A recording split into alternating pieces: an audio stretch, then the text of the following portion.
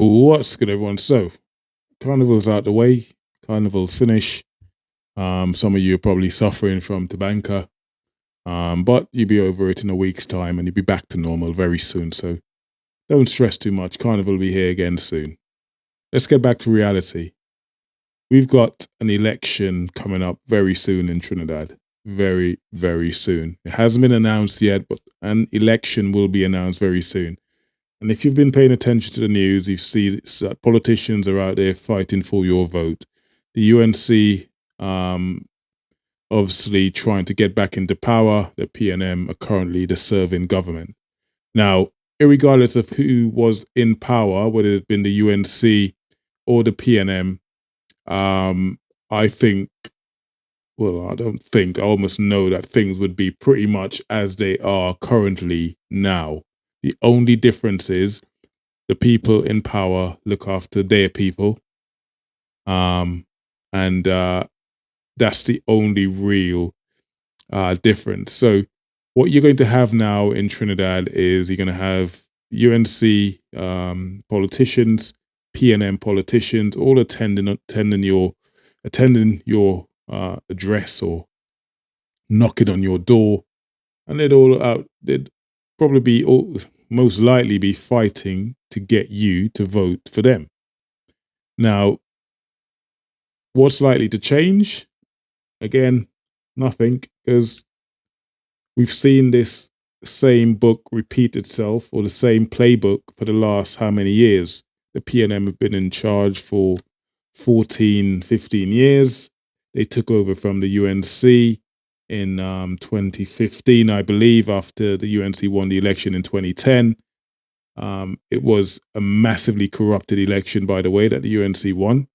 Must add that caveat. If you want to know what I'm talking about, look up Cambridge Analytica and the UNC and how they manipulate the government and manipulate the people of Trinidad to align themselves with to vote for the vote for the UNC.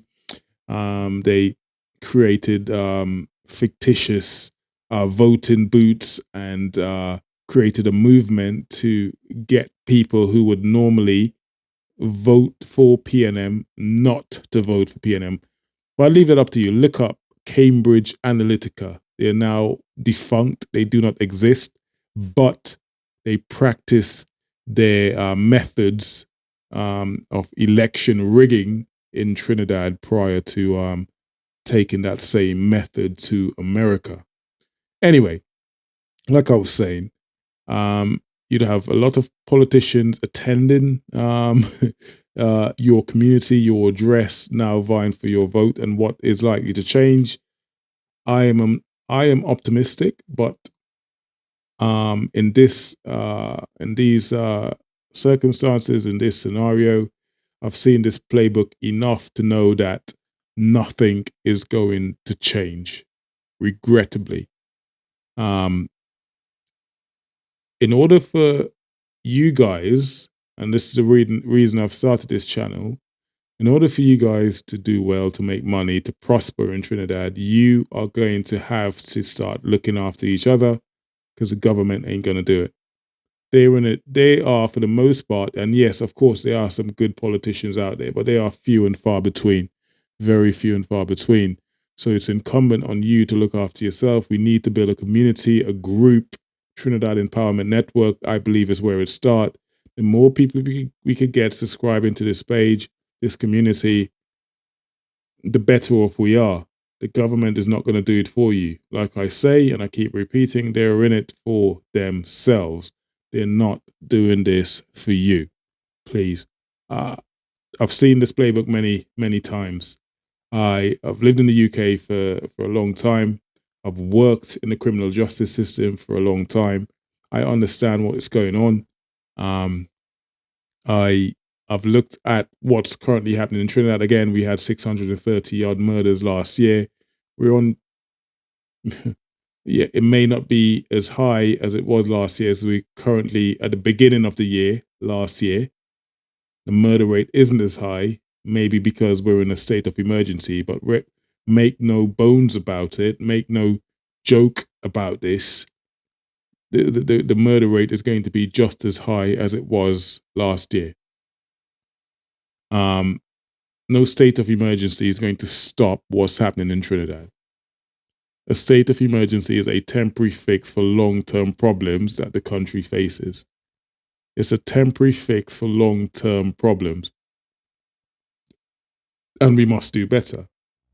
To suggest for government to lie and manipulate you to believe that a state of emergency is going to fix Trinidad's problem shows you how dishonest they are to you, the people. And if you're believing it, you need to do your research. A state of emergency is a temporary fix. The issues of crime and corruption and the extremely violent or the murder rate being what it is in Trinidad is no different to what it is in any part of the world that faces abject poverty, faces a struggle for work, faces a struggle with education, aligning youngsters with the job market and having a job market that they could go to, giving them hope, giving them aspiration. That's solely lacking in Trinidad. But it shouldn't be that way. It doesn't have to be that way. I believe the way to come out of this, and this is what most economies do. I live here in the UK, in London, and the biggest driver of the economy are small businesses, right? And I know that everyone's in a position to start a small business. Of course, it's easier said than done, but the biggest driver of the economy is small businesses.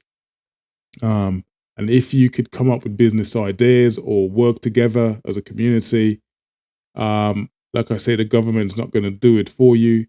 I want to use this platform as that place where we could come up with ideas. I would love to help anyone who has a great business idea, as well. But we need to, as a people, come together. I would love it to be under this platform, Trinidad Empowerment Network. Not just people in Trinidad, the Caribbean in general we have a, I'm going from one subject to another here. Please forgive me, but we also have to remember we have a Trump presidency currently. We have a Trump presidency, and for those of you who do not know what that means, it's not a good thing for the Caribbean. He's referred to Caribbean countries as S-hole, S-H-I-T, whole countries. He's said before that he'd rather work with European countries rather than countries in the Caribbean. You've seen what he's doing already. He's putting tariffs on Mexico, Canada, China, all of these countries. The fact that he's playing with China, which is the biggest, greatest economy, and China has looked at him and said, yeah, bring it on, right? Bring on your tariffs, because America cannot compete with China. Believe me. Trinidad is nothing to America. Unfortunately, I say that regrettably. Trinidad is nothing to America. China is a big deal. Even Canada are fighting back with the tariffs being put on them. And for those of you who do not know how tariffs works, a tariff is essentially a tax. A tariff is a tax. I don't know why they don't just call it a tax. So if you are, for example, you are a large manufacturing company in Trinidad. If you're a large manufacturing company in Trinidad, you think of a huge company in Trinidad that purchases its products from America. If Donald Trump has put 25% tariffs on those products being imported that I'm buying from America to sell to people in Trinidad, right? So I've got a huge manufacturing company. I'm buying stuff from America. I don't want to teach anyone to suck eggs here. I don't want to treat anyone like they're stupid, but I just want, for anyone who don't understand what tariffs are. I'm a huge manufacturer in Trinidad. I buy T-shirts, for example, and I buy T-shirts in the bulk. Say I'm buying 1,000 T-shirts. The import tax I pay is the tariffs. That's what tariffs are. So if Donald Trump puts a 25% tariffs on the products I'm importing from America, I now have to pay 25% more for that product. Because I'm now paying 25% more for the product, I was normally paying whatever I paid for before, less than the 25% I was paying before. If I'm now paying 25% more for that product, I'm going to offset that price onto my customers. So essentially, I'm paying for it up front, but I'm going to offset that price onto my customers. So the only losers here are the American people, or the Trinidad people in this case, because they would have to simply pay more. I'm not going to foot the bill that 25%. I'm going to let you're going to foot the bill. The people are going to foot the bill. So it's a lose-lose situation. It's a lose-lose. It's a stupid idea. We are in a world where Donald Trump is the leader of the so-called free world. Trinidad does 40% of its trade with America. We mainly trade oil and gas. We do 40% of our trade with America. If Donald Trump decided to turn around and play hardball with the Caribbean and Trinidad, which he is threatening to do, he's already done it to Venezuela. Venezuela can no longer send oil through Chevron to America. Donald Trump cut the license that Chevron had to take oil from Venezuela and sell it to America. His reason for doing so is that he is not a fan of the Maduro government. He says they are corrupt, they're inept, and every other word that he's used to suggest his rationale for not trading with America, trading with Venezuela. So he's cut the license that Chevron had to sell oil to America. So he's getting closer and closer to the Caribbean. So we, the people of Trinidad, Caribbean in general, have to start trading with ourselves a lot more. We have to start working amongst the Caribbean community, the likes of Guyana and who has an untold amount of oil. We have to start working ways to have our own oil refinery. Again, I mean, Petrotrin, those of you who've seen my previous video know how much that has affected the Trinidad economy. Not having your own energy produced in your country is a massive negative to any country's economy. So the fact that Petrotrin went out of business all those years ago in 2018, again, because of poor government management, and that's not just one government, every government that presided over Petrotrin did a bad job, which meant that they were billions of dollars in debt because of mismanagement. They'd taken out loans that they couldn't pay back. They had to pay pension, and essentially what they did or they didn't do was keep the refinery up to date in line with the in line with the international community. What I mean by that is the world is always moving forward. The machineries we have is always moving forward. So the refined oil that we need to supply to the rest of the world has to keep up with the world, the new machinery, the new aeroplanes, the new cars, etc., etc. And if you don't update or keep your refinery in check or up to date, then you fall by the wayside. The people buying oil from you say, well, your oil is surplus to requirement because it's not the type of refined oil that we currently need. So you have the money made by Petrotrin, the millions of dollars made by Petrotrin some of that money needed to be reinvested into the company. And of course it wasn't. It probably was siphoned out of the country. It was corruption going on. People were being paid and the money wasn't being put back into the company to keep up with the international standard. Hence why we became a minor supplier. Then, of course, that led to debt. Like I said, mismanagement. people weren't being paid, loans being taken out, not being paid back. And by the end, the government looked at Petrotrin in 2018 and decided it wasn't fit for purpose. It was in too much debt. Excuse me. So Petrotrin was eventually shut down. And that's a damn shame. An absolute shame. Anyway, I went on for more than long enough. We need to use this channel as a place for you to build, to empower yourself, to gain knowledge. We have a Facebook page as well, Trinidad Empowerment Network. Please go over and like and subscribe to the Facebook page. This page is called Trinidad Empowerment Network. And yes, I am a Trinidadian, but I'm about the Caribbean. The Caribbean needs to work together. That's the only way we can survive in the next 4 or 5 years in this Trump world that we're now living in. We need to be able to stand on our own 2 feet, because if Donald Trump decides that he is not going to work with these Caribbean islands as he's threatened to do, like I said, he's already done it with Venezuela, then we are in a lot of trouble. 40% of our trade is done with America, and that's mainly oil and gas.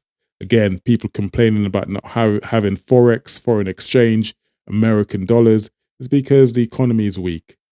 And the world trades in American dollars, right? The world trade, we've only got a limited amount. Well, 40% of the world still trades in American dollars. It used to be 70. America is on the decline. Trust me. America's on the decline. China's on the up. America's on the decline. And I think this is a falling of an empire. Going back to foreign exchange, the reason we haven't got foreign exchange is because we haven't got anything to sell. And we have oil, of course, but the minute oil prices is affected, then the foreign exchange is affected. And when you have an economy like Trinidad that's not diversified, meaning all we have is oil and gas. We don't have any other means of income for the country, real means of income for the country. So we haven't tapped into agriculture, which could be huge in the Caribbean. We haven't tapped into manufacturing, which should be huge in the Caribbean. We've got the weather for it. We haven't tapped into tourism enough, which should be huge in the Caribbean. We've got everything in the Caribbean for Trinidad, for tourism. So there is an untold amount of resources or untapped avenues or revenues, I'd say, in the Caribbean that hasn't been tapped into. Hence why we become totally reliable on oil and gas. And the minute oil and gas is affected, we have nowhere else to go. Most countries, most first world countries, have multiple sources of income for that country. It's not just oil and gas. They have multiple sources of income. Whether they have gold, an untold amount of gold stacked away, or whatever they have. London, for example, is a city where everything goes through London in terms of the finance world operates through London, the stock exchange, etc. So London and the UK like a servicing nation, right? There is oil, there is gas, but mainly we have alternative forms of income here. Hence why there is never an issue in the UK with foreign exchange. I won't go into the history of how this country built itself and became one of the richest in the world. That's probably for another subject. But anyway, they have alternative sources of incomes, and this is what Trinidad needs to do. I'm not sure you're going to get that from this incoming government, whoever that may be. Whether the PNM stays in power, which I think is unlikely. I believe the UNC would come in because people are so fed up with the PNM. They're going to just vote in anger, just like they voted for Trump in America. They're going to most likely vote for the UNC. And believe me, if you think things were hard under the PNM, you wait until the UNC gets into power, if they do. So it's not looking great, but we can make it better by empowering ourselves. Anyway, I've talked for long enough. I hope you guys resonate with what I have to say, and I'll catch you guys on the next video. For now, much love. Take care. Peace.